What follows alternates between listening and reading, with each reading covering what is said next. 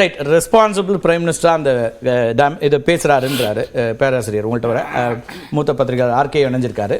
உங்கள்கிட்ட வர ஆர்கே இப்போ இன்னொரு அம்சமும் குறிப்பிட்றாரு. பிரதமர் தன்னுடைய நேர்காணலில் சொல்லும்போது ரொம்ப முக்கியமாக ஒரு விஷயத்த சொல்கிறாரு. when I say 100% saturation, அவர் நிறைய விஷயங்களை பேசிட்டு it means true social justice, it is true secularism அப்படிங்கிறார். புதுசாக சொல்கிறார். சோஷியல் ஜஸ்டிஸ் பேசுகிறீங்க, செக்யூலரிசம்லாம் இருக்குது. ஆனால் அவர் என்ன சொல்கிறாரு, உண்மையான சமூக நீதி, உண்மையான இது செக்யூலரிசம் அப்படிங்கிற விஷயங்களுக்குள்ளலாம் வராரு. எப்படி பார்க்குறீங்க? அதாவது எனக்கு பிரதமர் இந்த பேச்சை கேட்ட உடனே இந்த இந்தியன் திரைப்படத்தில் கவுண்டமணியும் கமலும் நின்றுட்டு நிற்பாங்க. திடீர்னு கவுண்டமணி எதையோ தேடுவார். அப்போ கமல் கேட்பார், என்ன தேடுற அப்படின்னு. தேர்தல் முடிஞ்சதுக்கு அப்புறம் நிறைய நேரம் இருக்கு, படங்களாக பார்த்துட்டீங்க நீங்களும் பீட்டர். சந்திரன் ஒரு மானஸ்தன் இருந்தா அந்த மானஸ்தனை எங்க? சந்திர வேற ஒன்றும் இல்லை, பிரதமர் மோடி லெவலில் இருக்கிறார். அதாவது இப்போ சகோதரர் ஒரு தகவல் சொன்னார். நீங்கள் ப்ரெஸ் மீட்டே பார்க்குறதில்ல, 23வது இதோ 33வது ப்ரெஸ் மீட் வேற, இன்டர்வியூ வேற. சார் முதல்ல ஒரு நிமிஷம் கொடுக்கல, நீங்க ஒரு நிமிஷம் இருங்க. செய்தியாளர் இல்ல சார், நான் தெளிவா சொல்றேன். இன்டர்வியூங்கிறது 1 to 1. நம்ம 2 பேரும் பார்த்தோம்னா அது இன்டர்வியூ. 10 பேர் நின்று கேள்வி கேட்கும்போது பதில் சொல்றது பிரஸ் மீட். ஒரு நாளாவது பிரஸ் மீட் நடத்திருக்காரா? நாங்க கேட்ட கேள்வி இன்டர்வியூ கொடுக்கலாம் சார். அதுல வேற நீங்க நியூஸ் 18ல வேற தெளிவா சொல்லியிருக்கீங்க. என்ன, நாங்கள் இதை முன்னாடியே ஜோடித்ததாகவோ இல்ல எழுதி கொடுத்து நாங்கள் ஆன்சர் வாங்கி கொண்டதாகவோ யாரும் நினைக்க வேண்டாம். நாங்க யாரும் நினைக்கல. ரைட், அதான் இன்டர்வியூ அப்படி நீங்க சொல்றாங்க. அப்படி நான் சொல்றேன். இல்ல எங்க சொல்றாங்க? அந்த இதுல இருக்கு சார். இன்டர்பிரட் பண்ணிக்கிட்டா என்ன சார் பண்றீங்க? இல்ல, நீங்க உங்க இதுல கொடுத்திருக்கிறதாக சொல்றாங்க சார். அதுல வந்திருக்கு சார். அப்ப நான் ஒரு விஷயம் கேள்வி வைக்கணும்னா சார், நடக்கக்கூடிய எல்லா நேர்காணல்களும் இது பொருந்தும்னு நீங்க வச்சுக்கணும். அப்புறம் கண்டிப்பா வாங்க. இல்ல, நான் எல்லா தலைவர்களும் எல்லா கட்சிகளுக்கும் எல்லாருக்கும் பொருந்துதுன்னு வச்சுக்கணும். அப்புறம் நான் அதுக்கு மறுப்புக்கே வரல. ரைட், நாட்டு மக்கள் பார்க்கும்போது தெரியும்ல என்னன்ட்டு. ரைட், இப்போ அதே மாதிரி சகோதரர் நம்ம இவரு ஆசீர்வாதம் ஆசாரி சொல்லும்போது மைனாரிட்டிஸ்ன்னு சொல்லியிருக்கு. மைனாரிட்டிஸ்ங்கிறத காங்கிரஸோ திமுகவோ கண்டுபிடிச்ச வார்த்தை இல்லை, கான்ஸ்டிடியூஷன்ல இருக்கு. சரி, ஏறத்தாழ 17 ஆர்டிகிள் கான்ஸ்டிடியூஷன்ல மைனாரிட்டியை பத்தி பேசுது. Minority educational institutions, minority rights, minority. அப்போ கான்ஸ்டிடியூஷன்ல இருக்கிற மைனாரிட்டியை நீங்க ஏன் பயன்படுத்தல? மைனாரிட்டியை பத்தி நாங்க பேசவே மாட்டோம் அப்படின்னு நீங்க பெரும்பான்மை பேசுறோங்கிறார் பிரதமர். 100% மக்களுக்காகவும் பேசுகிறோம். 100% மக்களுக்காக நீங்கள் பேசுவது, நாங்கள் மட்டும் என்ன வெறும் 20 கோடிக்கா பேசிட்டு இருக்கிறோம்? 140 கோடி மக்களுக்கும் பேசுகிற போது இந்த மைனாரிட்டி என்று இருப்பது அவர்களுக்கு ஒரு அச்ச உணர்வு இருக்குமே ஆனால், அவர்களுக்கு இங்கே உரிமைகள் பறிக்கப்படும் என்கிற ஒரு சிந்தனை வருமையானால், அது இல்லாமல் இருப்பதற்காக அவர்களுக்கு அதை சொல்லுவதுதான் மைனாரிட்டி என்ற வார்த்தை. எனவே கான்ஸ்டிடியூஷன்ல இருக்கிறத காங்கிரஸ் சொன்னா, திமுக சொன்னா, பாஜக நாங்க சொல்ல மாட்டோம் சொல்லி சொன்னா என்ன அர்த்தம்? அத ஆச்சாரி தான் சொல்லணும். இப்போ பிரதமர் நரேந்திர மோடி என்ன சொல்றாரு, நான் முஸ்லீம் இல்லனா இதுன்னு சொல்லல அப்படின்னு சொல்லி சொல்றாரு. வித்தியாசப்படுத்தி பாருங்க. ஒரே ஒரு இடம் sir, I will not do Hindu Muslim divide, this is my commitment அப்படின்னு கொடுக்கிறார். ஏப்ரல் 21ல ராஜஸ்தான்ல பேசுறாரு. பேசும்போது என்ன சொல்றாரு, அதாவது பிரதமர் மன்மோகன் சிங் ஆட்சியில் இருக்கும்போது இந்த மாதிரி சொத்துக்கள் எல்லாம், சொத்துக்களில் முதல் உரிமை முஸ்லிம்களுக்கு இருக்கிறது என்று சொல்லுகிறார். இந்தியாவின் வளங்களில் முஸ்லிம்களுக்கு, அதையும் சொல்லிடுறேன், முஸ்லிம்களுக்கு இருக்கிறது. கவனமாக இருங்கள், உங்களுடைய சொத்துக்களை எல்லாம் பறித்து அவர்கள் ஊடுருவல்காரர்களுக்கும் அதிகமாக பிள்ளையை பெற்றுக் கொள்கிறவர்களுக்கும் கொடுக்க போகிறார்கள். இப்ப இது என்ன சார் அர்த்தம்? அவர் இதுல யாரை மீன் பண்றார்? அதாவது காங்கிரஸ் சொல்லுகிறது, மன்மோகன் சொல்லுகிறார் முஸ்லிம்களுக்கு கொடுப்போம் என்று. அப்படி சொல்றாரு. அதை ஞாபகத்தில் வச்சுக்கோங்க. உங்க சொத்தை எடுத்து அப்ப யாருக்கு கொடுக்க போறாங்க அப்படின்னா ஊடுருவல்காரர்களுக்கும் அதிகமாக பிள்ளை பெற்று கொடுக்கிறவர்களுக்கும் தான் அதை கொடுக்க போகிறார்கள் என்றால், முஸ்லிம்கள் என்றால் இவர்கள் என்று தானே மோடி பேசியிருக்கிறார். அப்புறம் இதுல இருந்து எங்க இருந்து முஸ்லீம் நான் பேசல இவர் எப்படி பல்ச்சி அடிக்க முடியும்? ஒண்ணு விளக்குறாரு. நான் அப்படி மீன் பண்ணல, என்னுடைய நிலைப்பாடு இதுதான். நான் இந்து முஸ்லீம்ங்கிற டிவைடை என்னைக்கும் ஏற்றுக்கொள்வதில்லை, இது என்னோட கமிட்மெண்ட், நான் உங்களுக்கு கொடுக்குற நாட்டு மக்களுக்குங்கிறார். அண்ணன் பீட்டர் அல்போன்ஸ் தெளிவா சொன்னார். இதுக்கு முன்னாடி டைம்ஸ் நவ் இன்டர்வியூக்கு இன்னொன்னு சொல்லியிருக்காரு. என்ன, நான் முஸ்லிம்ஸுக்கு எதிரானவனும் இல்லை, இஸ்லாத்துக்கு எதிரானவனும் அல்ல அப்படிங்கிறதையும் விளக்கியிருக்காரு. இல்ல, அது அவர் சொல்றது இன்னைக்கு பேசுறதுங்கிறத விட இப்ப 2005ல இருந்து 2014 இவர் பிரைம் மினிஸ்டர் ஆகிற வரைக்கும் யுஎஸ் இவருக்கு பாஸ்போர்ட்டே ஓகே பண்ணல சார். ஏன் பண்ணல? அது வரவேற்குதுங்கிறாங்க. அது என்ன ரீசன்?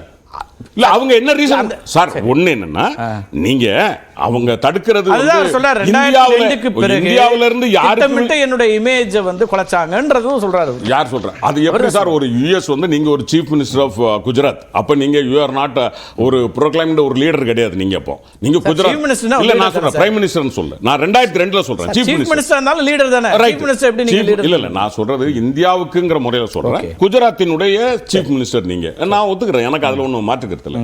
ஆனா உங்களை அவங்க ரெஃப்யூஸ் பண்ணதுக்கு காரணமே நீங்கள் முஸ்லிம்களுக்கு நீங்க மாறுபட்டு நடந்து கொண்டீர்கள், சிறுபான்மைக்கு எதிராக எந்த காரணத்தினால் தான் உங்களுக்கு பாஸ்போர்ட் அங்க அணைக்கப்படவில்லை. அப்ப முழுக்க முழுக்க உங்கள் வாழ்நாள் முழுவதுமே, உங்களுடைய ஒட்டுமொத்த வாழ்நாள் முழுவதுமே முஸ்லிம் இந்து என்று பேசிவிட்டு இப்பொழுது எனக்கு ஒரு திருப்தி கிடைக்கிறது என்னவென்றால், இவர்களுக்கு ஒன்று தெளிவாகி இருக்கிறது. இந்தியாவில் வட மாநிலங்களில் கூட இனிமேல் நாம் மதம் சார்ந்த அரசியலை பேசினால் நம்ம யாரும் மதிக்க மாட்டார்கள் என்ற இடத்திற்கு இவருடைய பிரதமர் மோடியினுடைய பேட்டி உறுதியளிக்கிறது. எனவே அந்த வகையில் இனிமேல் இந்தியாவில் வளர்ச்சி சார்ந்து நாம் பேச வேண்டும் என்கிற இடத்திற்கு வந்திருக்கிறோம். அதற்கு காரணம் அவருக்கு வந்திருக்கிற தோல்வி பயம். ரெண்டு பேருமே அதை தான் வைக்கிறீங்க, அப்படிதான் பார்க்க வேண்டியிருக்கா இருக்கே. ராட்டில்டுன்னு பீட்டர் சொல்றாரு, இவர் தோல்வி பயம் அப்படிங்கிறாரு. எனக்கு வந்து வாழ்க்கையில் இந்த மாதிரி ஒரு அச்சம் என்பதே கிடையாது, பதற்றம்னு ஒன்று இருந்ததே இல்லை அப்படிங்கிறாரு பிரதமர். இல்லை, பல இடங்கள் அதான் பார்த்துக்கிட்டு இருக்கோம். இன்றைக்கி கூட மறுபடியும் ஆரம்பிச்சிட்டாரு, இஸ்லாமியர்கள் இன்றைக்கு மறுபடியும் ஆரம்பிச்சிட்டாரு. நேற்றைய தினம் இன்னொரு முகம் பார்த்தோம், இனி நாளைக்கு வேண்டுமென்றால் மற்றொரு முகம் பார்ப்போம். ஆனால் அதில் பிரதமர் வந்து மிக தெளிவாக போய் சொல்கிறாரு. பன்ஸ்வாராவில் வந்து அவர் சொல்லங்கிறது வந்து மிக தெளிவாக வந்து இர்ரெஃப்யூட்டபிள் எவிடன்ஸ் இங்கே இருக்கிறது. நான் எந்த டைமில் பேசினார் கூட நான் என்னால் சொல்ல முடியும். அந்த அளவுக்கு வந்து அந்த இதை ஸ்பீச் பண்ணிட்டு போனால் அதன் பிறகு வந்து நான் என்ன பார்க்க மாட்டோமா? அப்போ குறிப்பாக எந்த இடத்துல வந்து அது சொல்லியிருக்காருங்கிறது கூட ரெக்கார்ட் ஆகிருக்கிறது. ஆல்ட் நியூஸ் கூட இன்றைக்கி போட்டிருக்காங்க. 2 இடத்துல சொல்கிறாரு. குஸ்பேட்டியானா யாரை ரெஃபர் பண்ணுறாருங்கிறது அதில் சொல்கிறாரு. அதிக பிள்ளைகள் பெற்று கொண்டு வர்றாங்கன்னா யாரை ரெஃபர் பண்ணுறாருன்னு மறுபடியும் சொல்கிறாரு. அப்போது அதன் பிறகு வந்து உங்களுடைய உங்கள் தாலி தங்கம் எல்லாம் எடுத்துக்கொண்டு இஸ்லாமியர்களுக்கு கொடுத்து விடுவார் என்று சொல்கிறது மிக தெளிவாக சொல்கிறாரு. 35 நிமிஷம் ஸ்பீச் அதில் 15 நிமிஷம் இஸ்லாமியர்களை பற்றி பேசி கொண்டிருக்கிறார். அப்போ பிரதமர் வந்து முதல் கட்டமாக உங்களுடைய ருபியால் இயக்கத்துக்கு கொடுத்த அந்த பேட்டி முழுக்க முழுக்க போய் இந்த இஸ்லாமியர் என்று சொன்ன விஷயம். அதுக்கப்புறம் அந்த மேனிஃபெஸ்டோஸை பற்றி பேசினாங்க, இவர்கள் வந்து இஸ்லாமியர்களை பற்றி பேசினாங்க சொல்றது வந்து அதில் மேனிஃபெஸ்டோஸ் வந்து தெளிவாக யாரெல்லாம் என்னென்ன கூறியிருக்கிறார்கள் என்றது அது அன்னைக்கே பட்டியலிட்டோம். மறுபடியும் பேச வேண்டும் என்றால் பிஜேபியினுடைய 76 பேஜ் மேனிஃபெஸ்டோ, காங்கிரஸினுடைய 48 பக்க மேனிஃபெஸ்டோ, அதில் ஜிஎஸ்டி என்பது பிஜேபியில் 3 வாட்டி வருகிறது, காங்கிரஸில் 14 வாட்டி வருகிறது. எல்லாம் எடுத்து பார்த்தீங்கன்னா கடைசியில் முஸ்லீம் என்பது பிஜேபியில் ஒரு முறை வருகிறது, காங்கிரஸில் 0 டைம்ஸ். மைனாரிட்டிஸ் தான் அவர்கள் குறிப்பிடறார்கள் தவிர இஸ்லாமியர் என்று குறிப்பிடவில்லை. மணிப்பூர் அதில் மெஜாரிட்டி யாரு, அவங்கள தான் இவங்க எடுத்துட்டு வராங்கன்னு ஸ்ரீராம் சொல்றாரு. மைனாரிட்டிஸ்னா இந்தியாவில் யாருக்கு வாக்கு சதவீதம் இருக்கு, எந்த மக்கள் அதிகமாக இருக்கிறாங்க, அப்போ அது அப்பீஸ்மெண்ட் பாலிடிக்ஸ்க்குள்ள ஓட் பேங்க் பாலிடிக்ஸில் பிரதமர் மோடி சொல்றாரு, நான் ஓட் பேங்க் பாலிடிக்ஸ்லாம் ஈடுபட மாட்டாங்க, நான் எல்லாருக்குமான பிரதமர் அப்படிங்கிறாரு. இல்லை, இப்போ இஸ்லாமியர்களை வந்து எல்லா இடத்துலையும் குறி வச்சு தாக்கும்போது, குறிப்பாக இப்போ நடந்த இந்த லேட்டஸ்ட் கட்ட தேர்தலில் கூட என்ன நடக்குதுன்னு பார்த்தீங்கன்னா, இஸ்லாமியர்கள் வந்து பெருந்திரளாக இருக்கிற இடங்களில் வந்து திடீர்னு இவிஎம் மிஷின் பழுதுங்கிறாங்க. அப்புறம் அங்கே வந்து ஒரு 2-3 மணி நேரம் வந்து பிரச்சனையாகிறது. இது ஒரு தேர்தலையும் இருக்காத விஷயமா இருக்கிறது. அப்போ எல்லா இடத்துலையும் பார்த்தோம்னா ஒரு ஆன்டி இஸ்லாம் அந்த ஒரு நேரேட்டிவ்ல தான் பிஜேபி தன்னுடைய அந்த பயணத்தையே செய்து கொண்டிருக்கிறது. உங்க பார்வையில் நான் முரண்படலை, நீங்கள் சில விஷயங்களை சுட்டி காட்டுறீங்க, இதெல்லாம் யாரை பற்றி பேசினார் அப்படின்னு.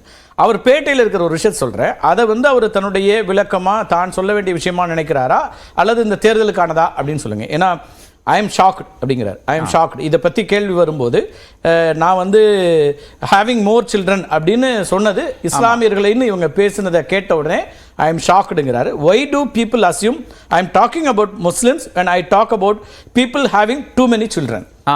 Even poor Hindu families have this issue. They are not being able to give proper education. The kids க்கு வந்து education கொடுக்க முடியலங்கிறாரு. I have neither named Hindus nor Muslims. I have just made an appeal that they have only many kids as you can take care of. அப்படிங்கிறதா என்னுடைய கருத்து, நான் சொன்ன பேச்சு அப்படிங்கிறத விளக்குறாரு அவர். இதில் வந்து பன்ஸ்வாரா ஸ்பீச்சில் வந்து 35வது நிமிஷத்தில் 35 minutes 17 seconds வந்து என்ன சொல்கிறான்னு பார்த்தீங்கன்னா, Congress manifesto spoke about distribution of property among the population. Congress manifesto வந்து இது சொத்தை வந்து எடுத்து பிரிச்சு கொடுக்கிறது பத்தி எல்லாத்துக்கும் கொடுக்கணும். அதன் பிறகு என்ன சொல்றான்னு பாத்தீங்கன்னா மங்கள் சூத்ராவை பத்தி பேசுறாரு. 36 நிமிஷம் 50 செகண்ட்ல என்ன சொல்றாருன்னா, when they were in power they had said that Muslims had the right to properties of the state. This means that they would collect these properties and give them to the ones who produce more children அப்படிங்கிறாரு. இஸ்லாமியர் என்ற வார்த்தை அதான் திரு Constantine குறிப்பிடுறாரு. அது connect பண்ணி அப்ப யார சொல்றாங்கங்கிற ஒரு கேள்வி எழுப்புறாரு. ஆமா, ஆச்சாரிட்ட கேட்கலாம். ஓகே, அப்ப அது முடிச்சிட்ட அப்புறம் மறுபடியும் கூறுறாரு இது மாதிரி மன்மோகன் Singh ji had said Muslims had the first right to properties. அவர் சொல்லவே இல்லை. 2006 பிரஸ் ரிலீஸ் இருக்கிறது நாம் நிறைய வாட்டி விவாதிச்சிட்டோம். அவர் சொல்லவில்லை. சொல்லாத விஷயத்தை ஒரு பொய்யை வந்து மறுபடியும் சொல்றாரு. அப்புறம் மறுபடியும் இதுல அது முடிச்ச உடனே அடுத்த நாளே மாறிடுறாரு. அடுத்த நாள் வந்து இஸ்லாமியர்களை பத்தி பேசுறது கிடையாது. அடுத்த நாள் வந்து பொதுவாக இந்த மாதிரி நிறைய நேர்காணல்கள்ல அவர் சொல்லிட்டே இருக்கிறார். சார், இஸ்லாமியர்கள் குறித்து நான் சொல்லாத அல்லது நான் பேசுகிற எனக்கு மீதான பிம்பத்தை கட்டமைக்கிறாங்கிற விதமாக அவர் சொல்லக்கூடியதா இருக்கு. ஒரு விளக்கம் சொல்றாரு, பல விஷயங்களை பேட்டியில சொல்றாரு.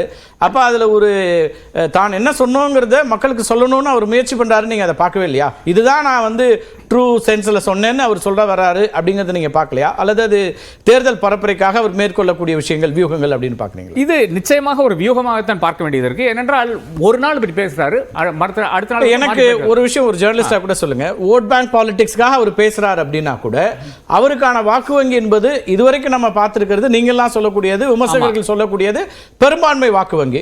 அப்படி இருக்கும்போது அவர் அதுக்கு எதிராக ஒரு விஷயத்தை ஏன் பேச போறாரு? அப்படி ஒரு கேள்வியும் அதுல வரும்ல. நிச்சயமாக, அதாவது ஸ்ட்ராட்டஜில அது எப்படி சரியான வியூகமா இருக்குமா? அது வைப்பாரா? இல்ல, எப்படி கம்யூனலைசேஷன் வந்து தேர்தலுக்கு உதவுதா இல்லையா? இதுதான் ஃபைனல் கேள்விகள தான். எங்களுக்கு அதிக ஓட்டு வருமா வராதா? இத பேசினா, அதாவது இஸ்லாமியர்கள் அடின்னு சொன்னா எங்களுக்கு ஓட்டு வருமா வராதா? ஒரு பாபரி மஸ்ஜித் வந்து இடிச்சனால ஓட்டு வருமா வராதான்னு பாத்தீங்கன்னா நமக்கு ப்ரூஃபே இருக்கிறது. அதாவது அத்வானி என்ற ஒரு மனிதர், அத்வானி என்ற ஒரு மனிதர் வந்து ஒரு ரத யாத்திரை நடத்துறாரு.